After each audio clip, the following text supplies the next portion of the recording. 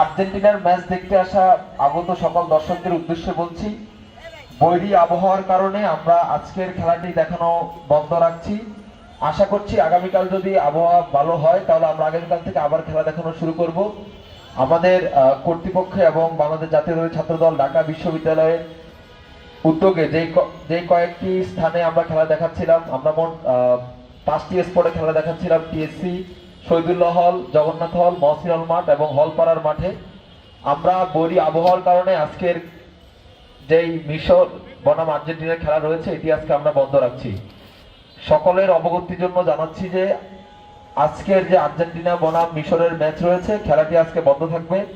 বৈরী আবহাওয়ার কারণে আমরা আজকে খেলাটি দেখানো থেকে বিরত আছি। আশা করছি আগামীকাল থেকে আমরা আবার আবহাওয়া যদি ভালো থাকে তাহলে আমরা আগামীকাল থেকে আবার আমাদের যে বড় স্ক্রিনের খেলা দেখানোর যে আয়োজন এটি আমরা আগামীকাল থেকে আবার শুরু করব।